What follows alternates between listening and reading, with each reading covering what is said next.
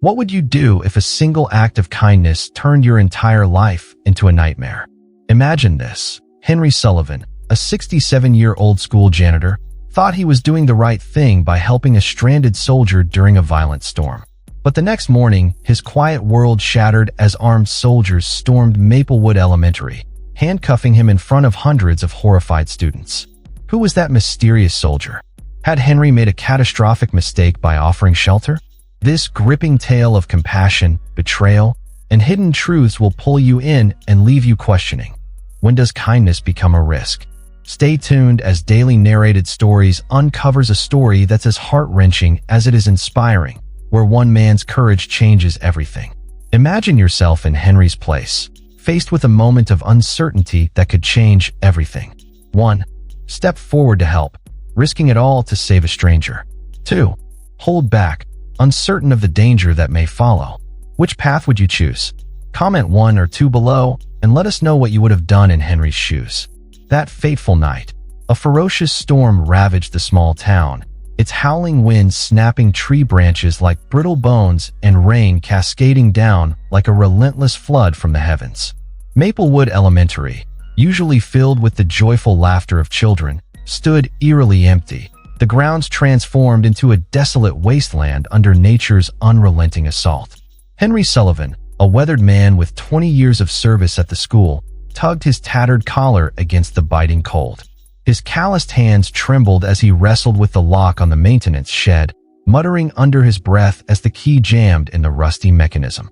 2 decades of cleaning classrooms, fixing broken desks, and comforting homesick children hadn't made nights like this any easier. Just as the lock finally gave way with a reluctant click, a flicker of movement caught his eye. Under the sickly, flickering glow of the school's exterior light, a lone figure stood shivering against the entrance. Henry squinted through the downpour. A young soldier, perhaps in his mid-20s, his military uniform soaked through, caked with mud, and torn at the seams. The man's eyes darted nervously across the schoolyard, carrying a haunted expression that struck a deep chord in Henry. It was a look he'd seen before, etched into the faces of comrades during his days in Vietnam. A look of pure, unfiltered fear. Something was terribly wrong. Henry's dormant military instincts, honed over 23 years in the Army's 101st Airborne, roared back to life, urging him to act. The soldier's uniform bore no insignia or identification patches, a glaring red flag for any serviceman. He had no backpack, no weapon, no radio, none of the standard gear Henry expected. More alarming were the fresh scratches crisscrossing the young man's face and a dark stain on his sleeve that looked disturbingly like blood, seeping into the fabric with a sinister permanence. This wasn't a soldier on leave or running a routine errand. This man was running for his life. Henry hesitated, his heart pounding with the weight of caution. In today's world, strangers at a school after hours were a risk, especially one who looked like he'd crawled out of a battlefield. But the soldier's desperate, pleading eyes tugged at Henry's conscience. He'd seen that same look on his comrades in Vietnam, men too afraid to ask for help, but in dire need of it. And then there was the memory of his own son, James, who had come back from his first deployment a hollow shell of the boy he'd been. Henry could still picture James sitting at their kitchen table, staring into space with a distant, haunted look, his once bright laughter replaced by silence. James had passed 3 years ago, taken by cancer, but the pain of that loss lingered like a shadow over Henry's heart, a constant ache that never dulled. He'd failed to reach his son then, and the guilt still gnawed at him. Pushing the memory aside, Henry approached slowly, pulling off his old waterproof jacket to hold it up as a makeshift umbrella. "You all right, son?" he asked, his voice warm but his eyes sharp, scanning for any sign of danger. The soldier nodded, his lips pressed into a tight line as if he feared speaking. A droplet, whether rain or a tear, Henry couldn't tell, slid down his dirt-streaked cheek, leaving a clean trail through the grime. "You can't stay out here all night," Henry said, gesturing toward the school. "Come inside until the storm passes." For a long, tense moment, the soldier didn't move. His deep brown eyes, brimming with unspoken terror, searched Henry's face for something. Trust, perhaps, or deception. Finally, with a reluctant nod, he took a hesitant step forward, his gait uneven with a noticeable limp that made Henry wince in sympathy. As they walked through the darkened hallways toward the janitor's break room, the echo of their footsteps mingled with the storm's relentless drumming against the windows. Henry felt a chill unrelated to the cold outside. By opening this door, he was inviting something dangerous into his life. The soldier's footsteps were eerily silent despite his injury, a trained silence that spoke volumes about who he might be. What had Henry gotten himself into? Who was this mysterious stranger who had appeared out of nowhere in the middle of a storm? Inside the cramped break room, a dim bulb cast flickering shadows across the worn linoleum floor, its faint hum adding to the oppressive atmosphere. The space, barely 10 feet square, held only the essentials: a humming mini fridge, a microwave on its last legs, and a rickety table with two mismatched chairs. For Henry, this room had been a sanctuary during his long shifts, a place to sip coffee and escape the chaos of the school day. Now, with the stranger sitting across from him, it felt suffocating, the air thick with unspoken tension. Rain lashed against the single window, its erratic rhythm amplifying the unease between them. Henry moved deliberately, keeping the soldier in his peripheral vision as he filled an electric kettle. Old military habits resurfaced. Never turn your back completely on an unknown entity. School janitor wasn't my first career, he said casually, reaching for two chipped mugs from a cabinet. His right hand brushed the drawer where he kept a utility knife, just in case. 23 years in the Army, 101st Airborne. The soldier's posture shifted slightly, a faint straightening of his spine, recognition, perhaps, or wariness. When the kettle clicked off, Henry poured steaming water over 2 tea bags, the aromatic steam fogging his glasses and filling the room with the comforting scent of chamomile. He slid one mug across the table. "Drink up. You look like you've been through hell." The soldier grasped the mug with trembling hands, his fingernails caked with dirt and what looked like dried blood, the crimson stain stark against his pale skin. After a moment, he raised his head and met Henry's gaze directly for the first time. Henry nearly flinched. The young man's eyes held something otherworldly, shifting from brown to an eerie amber hue under the fluorescent light, as if they carried secrets too vast to comprehend. "Thank you," the soldier rasped, his voice hoarse as if he hadn't spoken in days, or had been screaming for hours. The sound sent a shiver down Henry's spine, a primal instinct warning him of danger. As the soldier tilted his head to drink, Henry noticed a dark purple bruise on his neck, its edges too precise to be from a casual injury. It looked like the mark of a restraint device, not something from routine training or combat, a sign of something far more sinister. "You got a name, son?" Henry asked, keeping his tone conversational despite the growing knot in his stomach. The soldier's eyes darted to the door, then back to his tea. "Ethan," he finally said, though his hesitation suggested it might not be his real name. "Ethan what?" Henry pressed, his curiosity battling with caution. Silence stretched between them, broken only by the storm outside. "Just Ethan is fine," the soldier replied, his fingers tightening around the mug as if it were a lifeline. Henry nodded slowly, his mind racing with questions. "Where's your unit, Ethan? Someone must be looking for you." The young man's shoulders tensed, his gaze dropping to the steaming liquid. "I can't. I shouldn't talk about it," he whispered, his voice trembling with fear. Henry recognized the evasion for what it was. In his military career, he'd encountered classified operations, but this felt different. This felt like raw, unadulterated terror. "You AWOL?" Henry asked, though he suspected it was more complicated. "No, sir," Ethan answered quickly, too quickly. "It's just complicated." Henry sighed, leaning back in his chair. The clock on the wall ticked loudly, reading 11:42 p.m.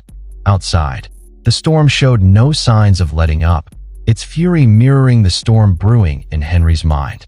"Look, I don't know what kind of trouble you're in," he said, his voice firm but not unkind, "but I can't have you bringing it to the school. There are 400 kids who come through these doors every morning." Ethan nodded, a flash of shame crossing his features. "I understand. I'll be gone before sunrise," he murmured, his voice barely audible over the rain. Something in Ethan's defeated posture stirred a memory in Henry, of James, sitting at their kitchen table after his deployment, staring into space with that same hollow look. Henry had tried to reach him, to break through the wall of silence. But James had slipped further away, lost to his own demons. The guilt of that failure weighed heavily on Henry, a constant reminder of what he'd lost. "You can stay the night," Henry found himself saying, the words spilling out before he could stop them. "But tomorrow, you need to move on." Relief washed over Ethan's face, though the weariness in his eyes remained. "Thank you, sir. I won't forget this," he said, his voice cracking with gratitude. As Henry stood to retrieve a spare blanket from the storage closet, he caught a movement in his peripheral vision. Ethan's hand moved to his chest, fingers briefly touching something beneath his mud-stained uniform, a reflexive gesture of reassurance. Henry pretended not to notice, but his mind raced. That wasn't a typical military gesture. Soldiers might touch their dog tags, but this was different, more deliberate. Returning with the blanket, Henry glimpsed the edge of a metallic object beneath Ethan's partially unbuttoned collar. It wasn't standard-issue dog tags, something flat, circular, with strange, shifting engravings that seemed to glow faintly in the dim light, casting an otherworldly shimmer across the room. The sight hit Henry like a punch to the gut. This wasn't any military insignia he recognized. Not American, not NATO, not any foreign ally he'd encountered in his decades of service. Whatever Ethan was involved in went far beyond AWOL or classified operations. The strange eyes, the unplaceable accent, the unidentifiable object. Henry handed over the blanket, maintaining his outward calm while his mind spun with unsettling possibilities. What kind of danger had he invited into this school, into his life? "Get some rest," he said evenly, his voice steady despite the turmoil within. "I'll be in the next room if you need anything." As he turned to leave, Ethan spoke, his voice barely a whisper, each word heavy with dread. "They'll be looking for me, by morning, maybe sooner." Henry paused at the doorway, not turning around, his heart pounding in his chest. "Who will?" he asked, his voice low. The silence stretched for several seconds before Ethan's chilling reply sent a shiver down Henry's spine. "Everyone." The following morning arrived with clear skies, a stark contrast to the storm's fury. Henry drove his battered pickup into the school parking lot at 6 a.m., as he had nearly every weekday for the past 2 decades. The familiar routine, unlocking the main entrance, checking the boiler, preparing the classrooms, had always been a comforting rhythm in his twilight years, a way to find purpose after losing his wife and son. But today felt different, the air heavy with an unspoken tension. Ethan had vanished before dawn, leaving only a neatly folded blanket and a scrawled note. "Thank you. I'm sorry." The cryptic apology left Henry uneasy, but he pushed the feeling aside. The young man was gone. Whatever trouble followed him would surely go elsewhere. How wrong he'd been. As Henry approached the school's main entrance, he saw Daniel, the newly hired security guard, sprinting toward him, his face pale and uniform disheveled. "Henry, do you have any idea what's happening?" Daniel's voice cracked with panic. "They won't tell us anything." Henry followed Daniel's trembling finger and felt his blood run cold. The school's perimeter was surrounded by military vehicles, not standard Humvees, but sleek, unmarked black SUVs and 2 armored personnel carriers. Armed soldiers in tactical gear formed a human barrier, their faces hidden behind dark visors, their movements eerily synchronized. "What the hell?" Henry muttered, instinctively reaching for his old army dog tags beneath his shirt, a habit from decades past when facing uncertainty. Through the chain-link fence, he could see students and faculty gathered in the courtyard, their faces etched with confusion and fear. Principal Martinez, usually a pillar of calm, was arguing heatedly with someone, her composed demeanor replaced by frantic gestures, her voice rising in desperation. The sight of the children, some as young as 5, huddled together in fear made Henry's heart ache, a protective instinct kicking in. "They arrived about 20 minutes ago," Daniel explained, his words tumbling out in a rush. "No warning, no explanation. They're not letting anyone leave, not even the kindergartners. Parents are gathering outside. Some are threatening to call the media." Before Henry could respond, the school gates swung open with a metallic groan. 3 figures detached from the group and approached with deliberate strides. 2 wore standard military fatigues with no insignia, but the third, clearly in charge, wore a black uniform unlike anything Henry had seen in his military career, its fabric absorbing the light around it. The man in black stopped directly in front of Henry, removing his sunglasses to reveal eyes as cold and calculating as a predator's. Despite the spring warmth, Henry felt a chill that seeped into his bones. "Henry Sullivan," the man said, his voice deep and almost mechanical, devoid of any warmth. Henry straightened, his old military bearing returning instinctively. "That's me," he replied, his voice steady despite the fear creeping up his spine. Without warning, the two soldiers flanking the commander stepped forward. One grabbed Henry's arms while the other produced handcuffs, the cold metal glinting ominously in the morning light. "What the hell is this?" Henry demanded, struggling against their iron grip. The commander's expression remained impassive, his face a mask of stone. "Henry Sullivan, you are being detained under National Security Directive 1872 for harboring and abetting a fugitive of extreme interest." The cold metal of the handcuffs bit into Henry's wrists as they were secured behind his back, the sharp pain a stark contrast to the numbness spreading through his chest. The commotion drew gasps from the courtyard. "Mr. Sullivan," a small voice cried out. 8-year-old Sophie, whose scraped knee Henry had bandaged just last month, pressed against the fence, her eyes wide with fear and confusion. "It's okay, Sophie," Henry called back, trying to keep his voice steady for her sake, though his heart broke at the sight of her trembling. Other voices joined in a chorus of protest, their indignation rising like a wave. "He's just our janitor," shouted a 7th-grade boy, his voice cracking with emotion.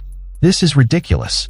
Miss Carter, the art teacher, pushed forward, her face flushed with anger. "Henry Sullivan is a Vietnam veteran and has worked here for 20 years. Whatever you think he's done, you're mistaken." Henry's heart swelled at the memory of Miss Carter's gratitude when he'd stayed late to help her set up an art exhibit. Now she was fighting for him, her voice a beacon of loyalty in the chaos. The commander ignored them, nodding to his men. They marched Henry toward one of the black SUVs, his 67-year-old frame dwarfed by their tactical gear, his steps faltering under the weight of their grip. Principal Martinez broke away from the group, rushing toward them, her heels clicking against the pavement. "I demand to know what's happening. You can't just take one of my staff without explanation. We have rights," she shouted, her voice trembling with a mix of fear and fury. The commander turned slowly, his movements almost inhuman in their precision. "Ma'am, this is a matter of national security. Your school has been compromised by forces you cannot comprehend," he said, his tone devoid of empathy. "Forces?" she echoed, bewildered, her hands clenching into fists. "He's a janitor, for God's sake." As they reached the vehicle, Henry glimpsed something through the tinted windows of an SUV, sophisticated monitoring equipment, far beyond standard military issue.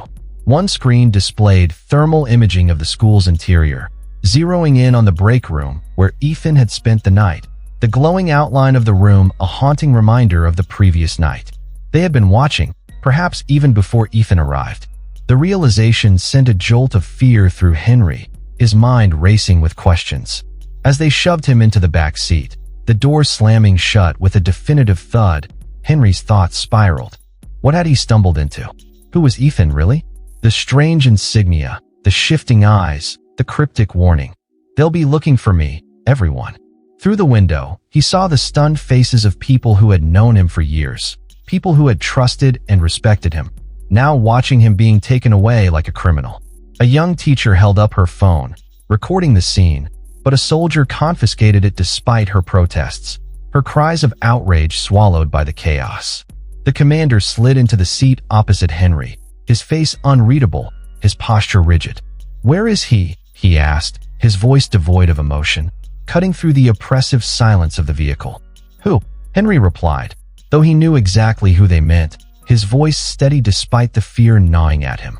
The commander's lips thinned into a barely visible line. "Don't play games, Mr. Sullivan." The individual who identified himself as Ethan, where did he go? Henry met the man's gaze steadily, refusing to break under the pressure. "I don't know. He was gone when I woke up." "What did he tell you about his mission?" The commander pressed, his tone sharp. "Mission?" Henry repeated, his brow furrowing. "He didn't tell me anything. He was just a soldier caught in the rain." The commander leaned forward, his voice dropping to a chilling whisper. "Mr. Sullivan, That was no soldier. And what's happening here is far beyond your comprehension. As the convoy moved, Henry caught a final glimpse of Maplewood Elementary, the place where he'd found purpose after losing his wife and son, now transformed into a military zone because of one act of kindness. The interrogation room was a stark contrast to the warm, lived-in spaces of the school. Harsh fluorescent lighting cast shadows across the metal table where Henry sat, his wrists still raw from the handcuffs they'd removed minutes ago, the red marks a painful reminder of his predicament. The walls, a bleak institutional gray, seemed designed to drain hope, their cold surface reflecting the uncertainty that weighed heavily on Henry's shoulders. 3 hours had passed since his arrest. 3 hours of isolation without explanation, without rights, without dignity. Henry's military training had prepared him for interrogation, but at 67, the psychological toll of silence and uncertainty was a heavy burden, each tick of the clock amplifying his anxiety. The door opened with a metallic click that echoed through the room, jarring Henry from his thoughts. A tall, lean man entered, his confident stride that of someone accustomed to authority. Unlike the commander, this man wore a tailored charcoal suit, no badge or identification visible, his presence exuding an air of quiet power. He placed a manila folder on the table, stamped with a red government seal, top secret, with a classification code Henry didn't recognize from his military days. "Mr. Sullivan," the man began, his voice carrying a slight, unplaceable accent that added to the mystery. "I'm Agent Brooks. I'd like to discuss your guest from last night." Henry maintained eye contact, but stayed silent, his jaw set with determination. Brooks' expression hardened, his eyes narrowing slightly. "You're not under arrest, technically speaking, but your cooperation would be immensely valuable to national security," he said, his tone clipped. "Seems like I'm under arrest when armed men handcuff me in front of children," Henry replied evenly, his voice laced with quiet defiance.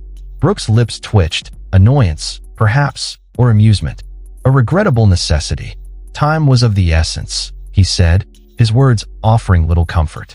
He flipped open the folder and slid a photograph across the table, the paper scraping against the metal surface. Henry's breath caught.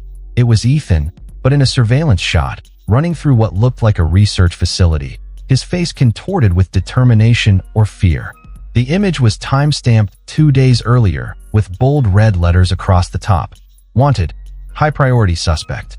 This is the man you harbored last night," Brooks stated, watching Henry closely, his gaze piercing. Henry kept his composure, decades of military discipline kicking in, his face a mask of calm despite the storm inside. "He told me his name was Ethan. Said he was a soldier who got separated from his unit," he said, his voice steady. "And you believed him?" Brooks' tone dripped with condescension, a faint smirk playing on his lips. "I believed he needed help," Henry replied firmly, his conviction unshaken. "I still do. He's not a criminal." Brooks raised an eyebrow, his expression skeptical. "Such certainty based on a few hours' acquaintance," he said, his voice laced with mockery. He tapped a tablet, and a wall-mounted screen flickered to life, casting a harsh glow across the room.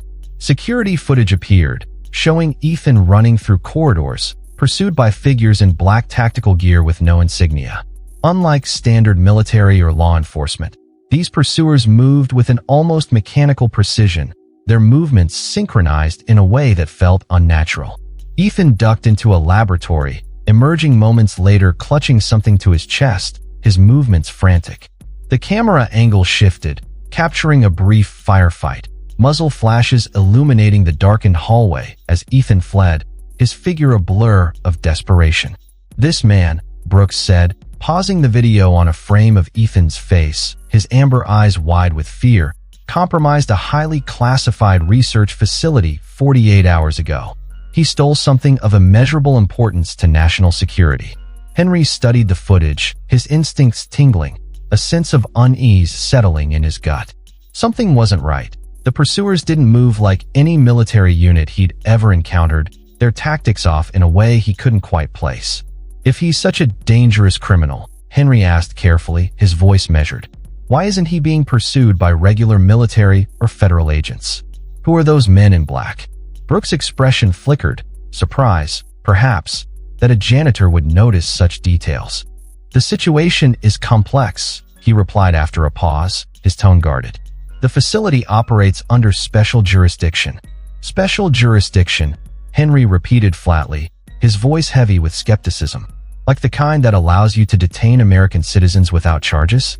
To terrorize a school full of children?" Brooks stared at him for several seconds, his gaze unyielding, then sighed, loosening his tie. A small break in his professional demeanor that hinted at the pressure he was under. "Mr. Sullivan, I'm going to be candid with you, which is against protocol," he said, leaning forward, his voice dropping to a conspiratorial whisper. "We're not entirely certain anymore who the real threat is." The admission hung in the air, a heavy weight between them. "What do you mean?" Henry asked cautiously, his brow furrowing as he tried to make sense of the cryptic statement. Brooks hesitated, then tapped the tablet again. A new image appeared, a close-up of the object Ethan had stolen. It was circular, metallic, with intricate engravings that seemed to shift and change as the light hit them, their patterns mesmerizing and unsettling. At its center was a crystalline structure, glowing faintly with an otherworldly light that pulsed like a heartbeat, casting an eerie glow across the screen. This artifact was recovered 3 months ago during a classified operation, Brooks explained, his voice tinged with unease. "Its origins and capabilities are not fully understood. The young man you know as Ethan was part of the research team studying it, until 2 days ago, when he decided to steal it and flee." Henry remembered the fear in Ethan's eyes, the desperate way he'd clutched at something beneath his uniform. Presumably this artifact, its faint glow a haunting echo of the object on the screen. He was protecting it, Henry said quietly, the realization dawning with a clarity that sent a shiver through him.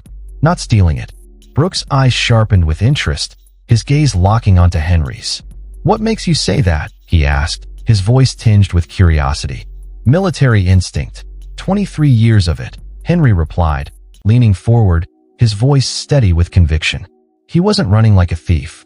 He was running like someone trying to prevent something catastrophic.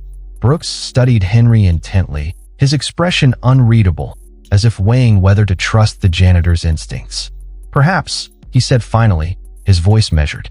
"Which is why I need your help, Mr. Sullivan. You may be the only person who's spoken to him without a specific agenda.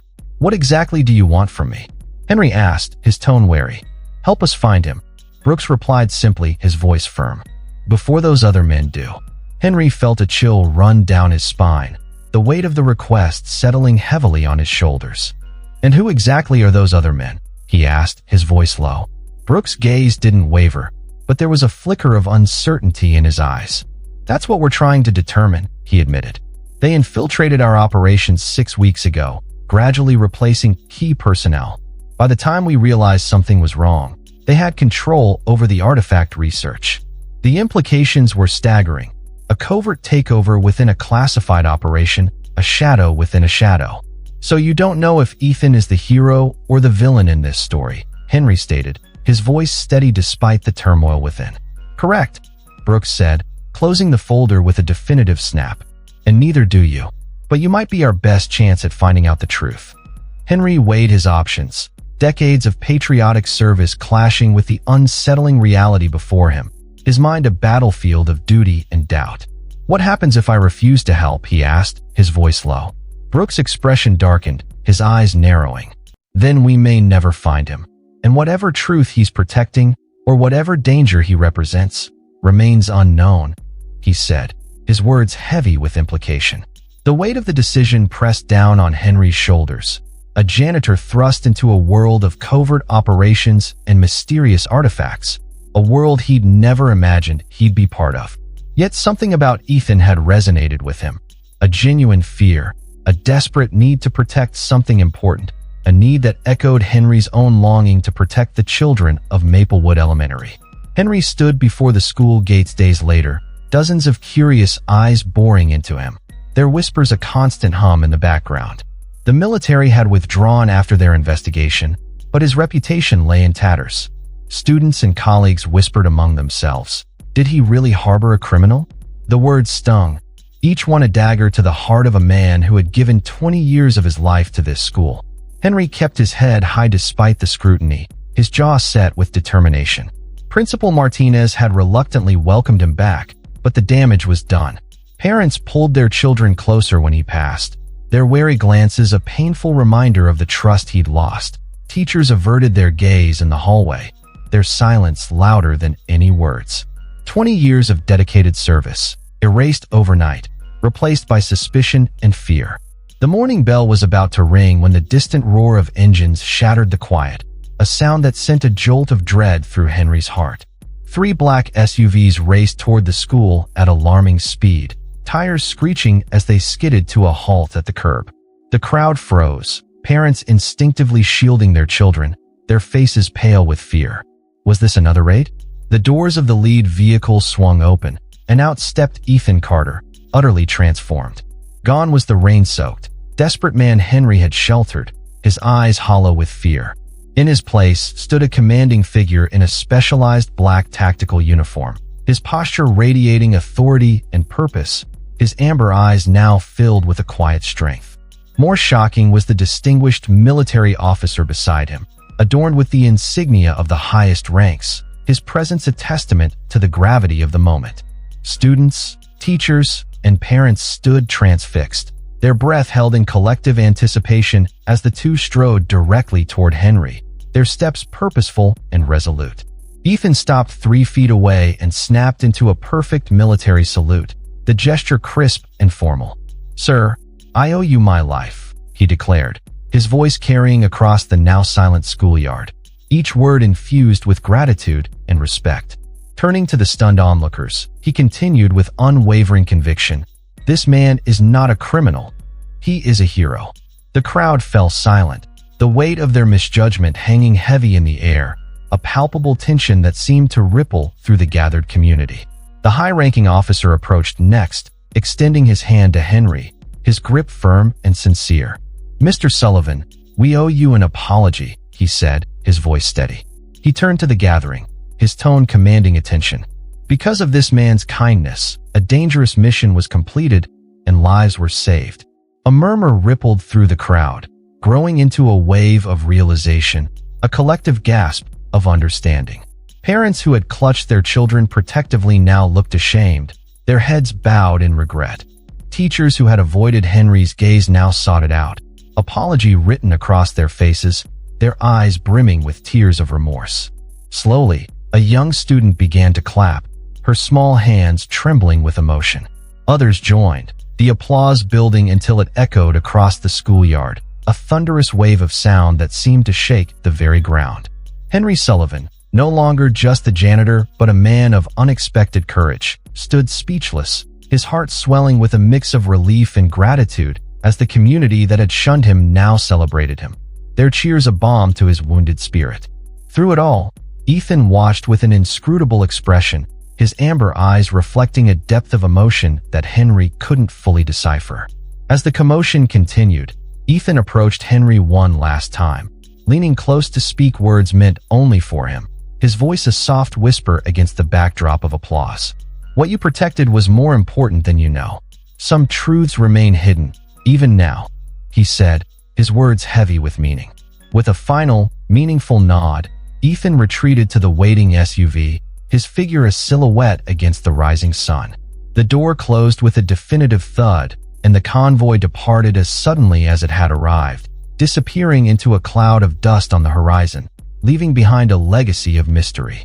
Henry watched them go, the note from earlier still tucked safely in his pocket, its words a haunting reminder of the secrets he'd been drawn into.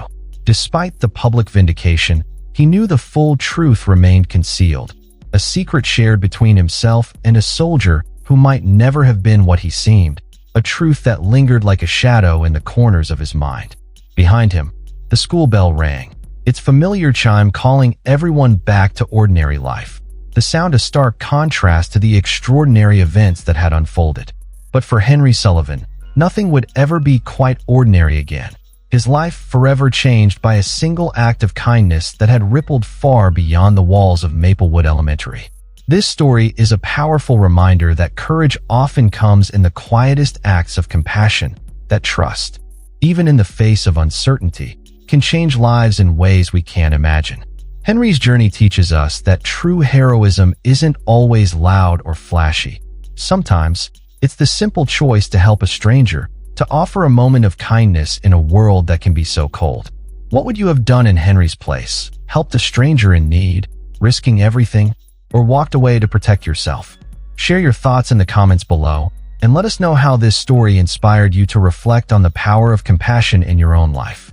Your voice matters, and we can't wait to hear from you. Don't miss out on more life-changing stories like this. Stories that remind us of the resilience of the human spirit, the strength of kindness, and the courage it takes to stand up for what's right. At Daily Narrated Stories, we bring you tales of hope, heroism, and unexpected twists that stay with you long after the video ends. Each one a lesson in what it means to be human. Hit that subscribe button now, turn on the bell, and join our growing community of story lovers. Because every story we share is a chance to be inspired, and your journey with us starts today.